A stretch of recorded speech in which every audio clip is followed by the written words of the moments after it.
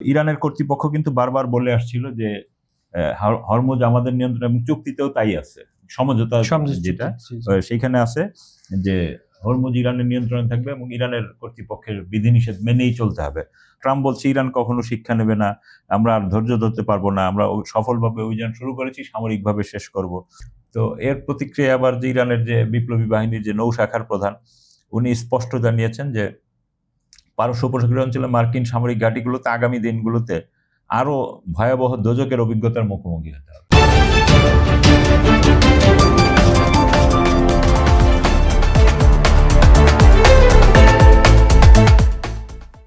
সুপ্রিয় দর্শক, খবর সংযোগ টক শোতে আপনাদের স্বাগতম। কেমন আছেন আপনারা?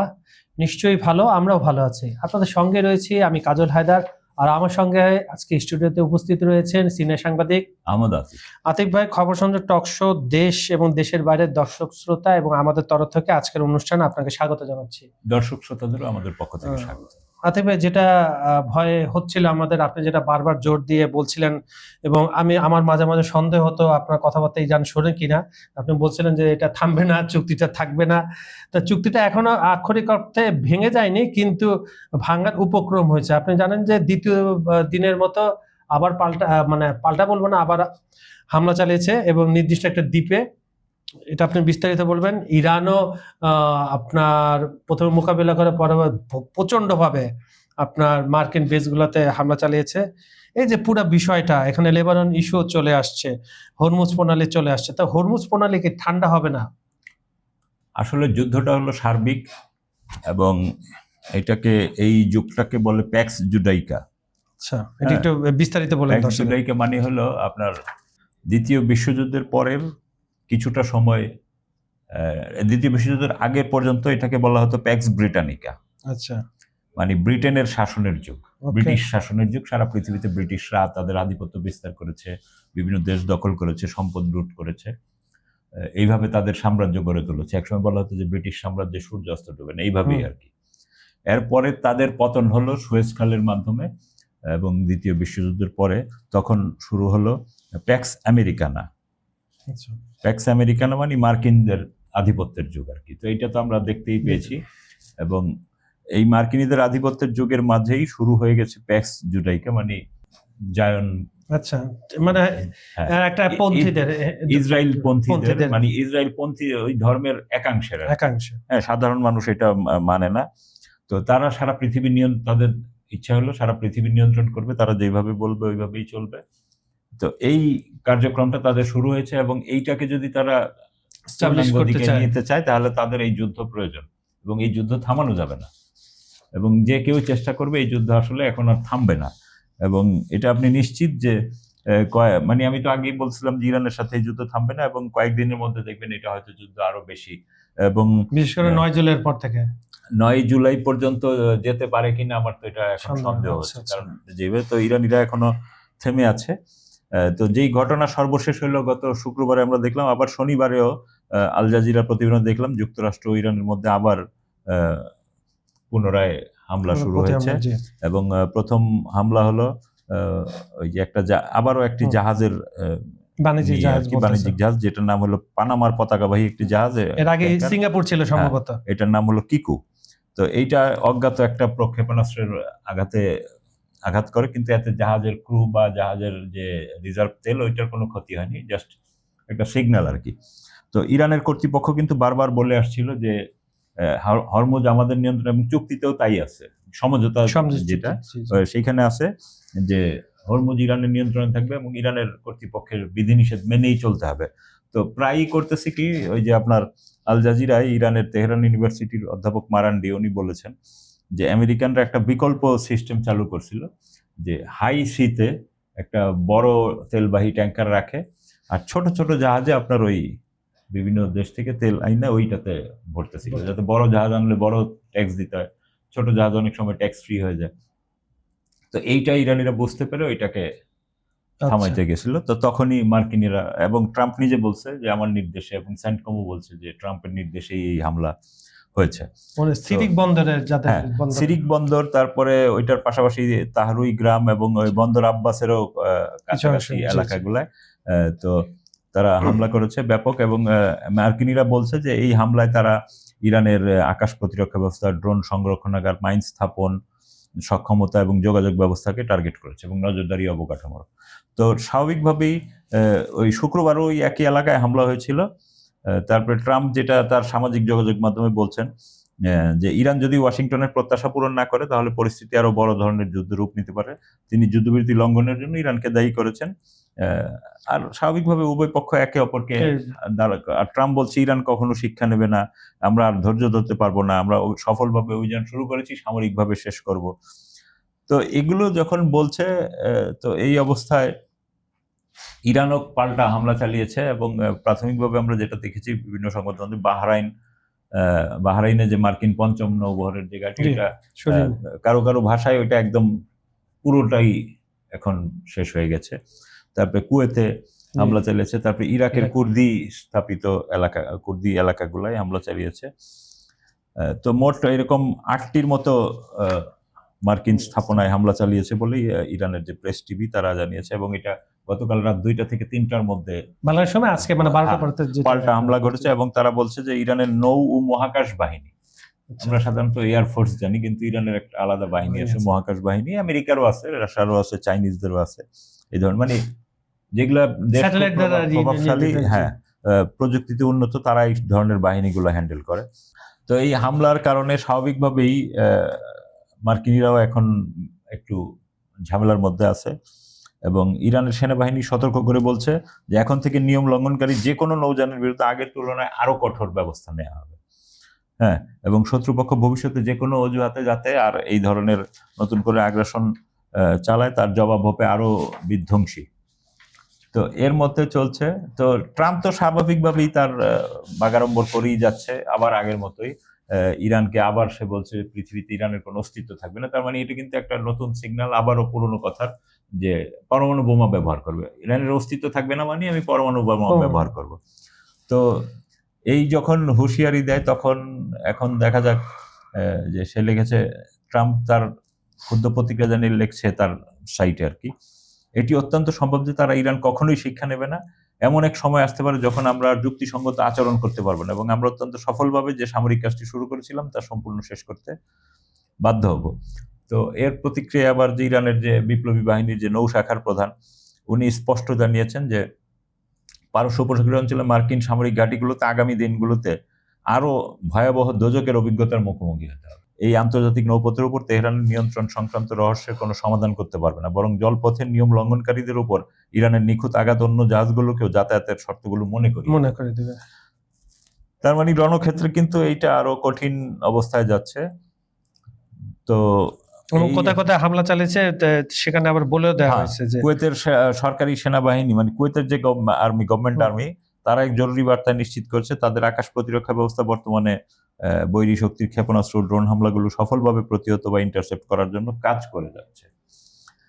ঠেকাচ্ছে এটা বলতেছে না, তারা চালায় যাচ্ছে।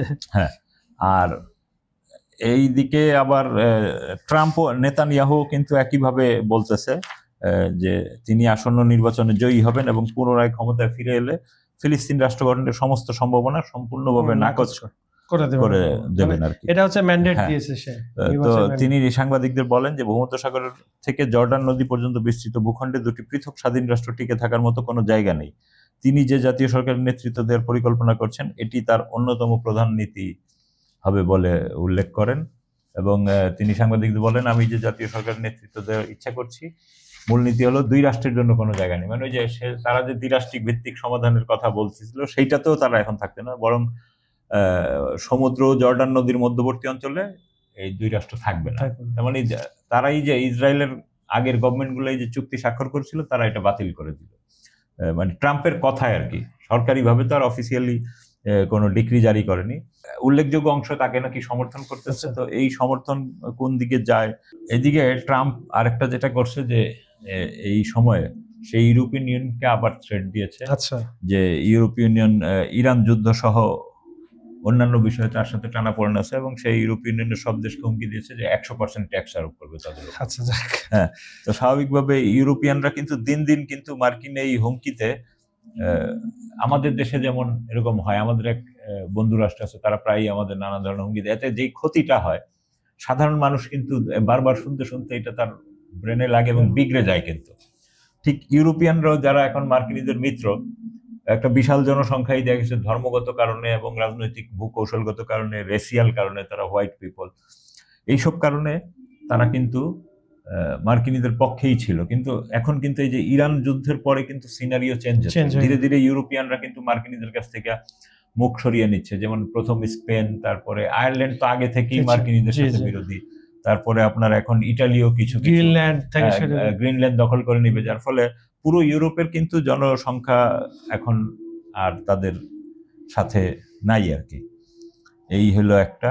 আর হলো আপনার এরই মধ্যে এই যুদ্ধ অবস্থার মধ্যেই কিন্তু আজকে ইরানের যে পররাষ্ট্রমন্ত্রী আব্বাস আরাকচি, উনি ইরাকে গেছেন। ইরাকের তার কাউন্টার পার্ট এবং অন্যান্য সরকারি কর্মকর্তাদের সাথে আলাপ আলোচনা। কারণ আপনি জানেন যে ইরান এর সবচেয়ে নিকটতম প্রতিবেশী ইরাক, এবং ইরাকের জনসংখ্যারও 70+ হলো শিয়া জনগোষ্ঠী, যার ফলে এখানে তার আরেকটা ব্যাপার আছে। তারপরে কারবালার একটা বিষয় আছে, প্রতি বছরই ইরান থেকে ওই কারবালার জিয়ারতে একই সাথে 30-40 লাখ লোক প্রবেশ করে। তো এই হলো অবস্থা। আব্বাস আরাকচি কথা বলছেন, আমি একটা তথ্য আপনি জানেন, আমি একটু মনে করে দিই, আপনি একটু বর্ণনা চাইবো। আপনি জানেন যে 4-5টা দেশের প্রভাবশালী দেশের পররাষ্ট্রমন্ত্রীরা আব্বাস আরাকচির সাথে কথা বলছে হরমুজ দিয়ে আরো কিভাবে নিখুঁতভাবে ইরানের শর্ত মেনে যায়। এখানে একটা দেশের নাম আসছে, সেটা হচ্ছে আরব আমিরাত। কারণ আরব আমিরাতে তো ফুজাইরা আপনারই আছে, বন্দর আছে, ওটা ছেড়ে ইরানের এখান থেকে তার দরকার এই দিকটা থেকে তেল পাসিং হওয়ার জন্য। আচ্ছা, তাহলে আরব আমিরাতকেও ঝুঁকতে হচ্ছে ইরানের কাছে? না, আরব আমিরাত ঝুঁকতে হবে মানে কি, ঝুঁকে গেছে অলরেডি। যদিও তারা তাদের মাল্টি ডাইমেনশনাল কূটনীতি চালাচ্ছে পাকিস্তানের সাথে সম্পর্ক খারাপ করে ফেলছিল, সেটা আবার রিভাইভ করার চেষ্টা করছে। আবার ভারতের কাছ থেকে আরব আমিরাত ব্রহ্মস ক্ষেপণাস্ত্র, আকাশ প্রতিরক্ষা ব্যবস্থা তার বন্ধু আছে নিতে চাচ্ছে। তো এখন এগুলো দেখা যাক কি দাঁড়ায়। আর এদিকে আপনার ইরাকেও কিন্তু একটু সমস্যা হচ্ছে। ইরাকের যে নতুন প্রধানমন্ত্রী আলী আল জায়েদি, তিনি দুর্নীতিগ্রস্ত কর্মকর্তাদের, ইরাকে আপনি জানেন যে ভয়াবহ দুর্নীতির কারণে দেশের এগোতে পারছে না, সেই দুর্নীতিগ্রস্ত কর্মকর্তাদের আটক করার জন্য সেনাবাহিনীর তাদের একটা অংশ মুভ করেছে গতকাল রাতে জানা গেছে, এবং বিভিন্ন কর্মকর্তাদের আটক করেছে, আমরা ভিডিও ফুটেজেও দেখেছি। তো এইটা কিন্তু আবার এরই মধ্যে ইরানের পররাষ্ট্রমন্ত্রী ইরাকে গেলেন। এগুলো একটা জটিল সমীকরণ, এবং ইরাকের আর্মিরও কিন্তু একটা অংশ আবার মার্কিন প্রভাবিতও আছে। তো এগুলো একটা সমস্যা তৈরি করবে। আবার ওইদিকে লেবাননের সাথে যে ইসরায়েল যে চুক্তি করছে লেবানন গভর্নমেন্টের সাথে, সেইটারও কিন্তু গতকাল পুরো লেবানন জুড়ে নানান ধরনের বিক্ষোভ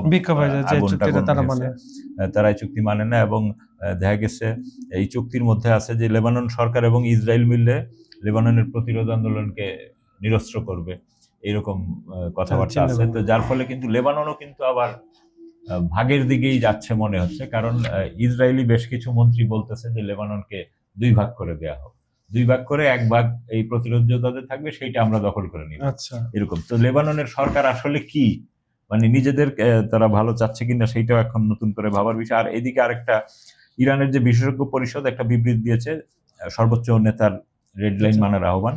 তো ইরানের বিশেষজ্ঞ পরিষদের 86 সদস্যের মধ্যে 62 জনের স্বাক্ষরিত এই চিঠিতে সরকারি কর্মকর্তাদের প্রতি মানে নির্ধারিত সীমানা রেড লাইন কঠোরভাবে মেনে চলার আহ্বান জানানো হয়েছে। এইটা কিন্তু ইরানের ইসলামী বিপ্লবের ইতিহাসে আর গত 50 বছরে এই ধরনের বিবৃতি দেয়া হয়নি, এবং সেখানে 10টি পয়েন্ট দিছে যে অতীতের শিক্ষা ও সতর্কতা, মানে অতীতে যে আমেরিকার সাথে আলোচনা করছে এগুলো বিষয়ে সর্বোচ্চ নেতার গাইডলাইন মানা বাধ্যতামূলক করে দিছে। তারপরে প্রতিরোধ বিচার, শহীদ নেতার মানে আয়াতুল্লাহ আলী খামেনি বদলা নেওয়ার কথা বলা হয়েছে, এবং ট্রাম্প এবং নেতানিয়াহু যে কোনো মূল্যে গ্রেফতারের কথা বলা হয়েছে। তারপরে চুক্তি লঙ্ঘনের অভাব, যে এমওইউ যে স্বাক্ষরিত হয়েছে, লেবাননে ইসরায়েলি যুদ্ধবিরতি লঙ্ঘন, হরমুজে প্রণালী খুলে দেওয়া একটি বড় ধরনের কৌশলগত ভুল রাহাবারের পক্ষ থেকে বলা হয়েছে এবং অভিভাবক পরিষদের পক্ষ থেকে, যা শত্রুকে আরো সাহসী করবে। তার মানে আপনি বুঝতেছেন আব্বাস আরাকচি আর কালিবফের বিষয়টা কিন্তু এমনও হইতে পারে যে একদিন রাতে দেখবেন যে এই সাধারণ জনগণই গিয়ে এই 2 জনকে অ্যারেস্ট করে। এই লেভেলে কিন্তু যাচ্ছে। তারপর পারমাণবিক অধিকার, সর্বোচ্চ নেতার নির্দেশ অনুযায়ী পারমাণবিক অধিকার নিয়ে কোনো রকম আলোচনা করা যাবে না। তারপরে অপরিবর্তনীয় দাবি, যেমন হরমুজের নিয়ন্ত্রণ, যুদ্ধের ক্ষতিপূরণ, জব্দ সম্পদ অবমুক্তকরণ, সব নিষেধাজ্ঞা প্রত্যাহার এবং এখান থেকে মার্কিন অঞ্চল থেকে মার্কিন সেনা প্রত্যাহার নিশ্চিত করতে হবে। তারপরে আছে আপনার দুর্বলতা প্রকাশ না করা, শত্রুকে উৎসাহিত করে বা দেশকে দুর্বল ও অসহায় প্রমাণ করে এমন কোনো মন্তব্য করা থেকে কর্মকর্তাদের বিরুদ্ধে। এইখানে কর্মকর্তা বলতে আপনি কিন্তু আসলে কারণ আলাপ আলোচনাতে তারাই করছে, মন্ত্রী লেভেলের, হ্যাঁ, ওদেরকেই বোঝানো হয়েছে। এবং তো তার সিদ্ধান্তই চূড়ান্ত এবং কোনো কর্মকর্তা তার মতের বিরুদ্ধে গেলে কাজ করতে পারবেন না।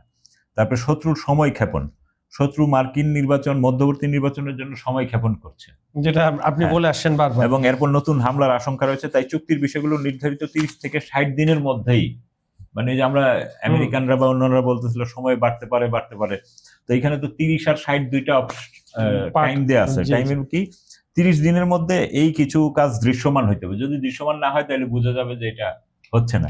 তার মানে এখন এটা কিন্তু আরো ক্লারিফাই করে দিলেন সর্বোচ্চ নেতা এবং অভিভাবক পরিষদ থেকে। তারপরে আপনার রাজপথে ঐক্যবদ্ধ থাকা, বিভেদ সৃষ্টিকারীদের কথায় কান না দিয়ে সর্বোচ্চ নেতার নির্দেশ না বানা পর্যন্ত জনগণকে মাঠে থাকতে হবে, তার মানে কন্টিনিউ প্রতি রাতে। তারপরে এই যে পরিষদের অবস্থান, বিশেষজ্ঞ পরিষদের সর্বোচ্চ নেতাও জনগণের পাশে আছে, তারা সরকারের সাফল্য কামনার পাশাপাশি প্রতিশ্রুতি পূরণের অপেক্ষায় রয়েছে এবং প্রয়োজনে নিজেদের ধর্মীয় দায়িত্ব পালন করবে। তো পুরো গাইডলাইন আপনার দিয়ে দেওয়া হয়েছে এবং বোঝা গেছে যে কোন পর্যায়ে যাচ্ছে। তো সুপ্রিয় দর্শক, আমরা আজকে খেলার খবর দিয়ে আজকের অনুষ্ঠানটা শেষ করতে যাই। আমরা জানেন গ্রুপ পর্বের আজকে শেষ ম্যাচ, বিভিন্ন গ্রুপে অংশগ্রহণ শেষ হয়েছে এবং আমরা দেখেছি যে আর্জেন্টিনা 3-1 গোলে প্রথমার্ধে আর্জেন্টিনাকে চেনা যাচ্ছিল প্রায় 5 থেকে 6টা নতুন প্লেয়ার, তারা যাচাই বাছাই মানে একটু ঝালাই করে নিল তাদের রিজার্ভ ব্যান্ড এবং মেসিকে ছাড়া কেমন তারা কাটায় এবং প্রথমার্ধে তারা 2-0 গোলে এগিয়েছিল এবং মেসির মতো ফ্রি কিক দিয়ে সোলাসো আপনার গোলটা করেছেন, সুন্দর গোলটা ছিল। আরেকটা প্লান্টিকে মার্টিনেজ গোল করেছেন, লো সেলেসো যে ফ্রি কিকে গোল দিয়েছে, লো সেলসো। আর 60 মিনিটে মাঠে নামেন মেসি তো গোল পেয়ে যাচ্ছে, উনি একটা ফ্রি কিকে গোল দিয়েছে, এর ভাগে জর্ডানো একটা গোল দিয়েছে। কিন্তু এই ম্যাচের চেয়ে বেশি যেটা আমার কাছে পাতানো ম্যাচ মনে হয়েছে সেটা হচ্ছে অস্ট্রেলিয়ার আলজেরিয়ার ম্যাচ।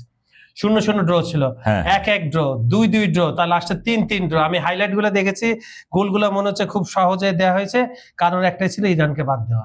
হ্যাঁ, এইটা আমরা যতই খেলাকে আসলে আমাদের দেশে বলে যে মানুষ অনেকে বলতে, আমাদের দেশেই বলে বা অনেক দেশেও বলে যে ক্রিকেট, ফুটবল এগুলো আসলে রাজনীতির বাইরে, কিন্তু এগুলা খুব একদম চোখ মানে সাধারণভাবেই দেখা যাচ্ছে যে এগুলা খুবই রাজনীতি প্রবণ এবং বিজনেস প্রবণ। ইচ্ছা করে সিস্টেম করা হয় যে ওই দলকে বাদ দিতে হবে, ওই দলকে রাখতে হবে, বড় বড় দলগুলোকে উপরে উঠাতে হবে, যদি এরা না উঠে এদের নাকি বাণিজ্য স্পন্সর থাকবে না, টিভিতে ভিউ কমে যাবে। সুপ্রিয় দর্শক, আজকের এই টক শোটা আপনাদের কেমন লাগলো আমাদের জানিয়ে দেবেন। ভিডিওগুলো সম্পূর্ণ দেখে লাইক কমেন্ট শেয়ার করবেন। পৃথিবীর কোন প্রান্ত থেকে আমাদের অনুষ্ঠানগুলো আপনারা উপভোগ করেন সেটা একটু আপনার নাম সহ দেশের নাম, জায়গার নাম লিখে পাঠাবেন।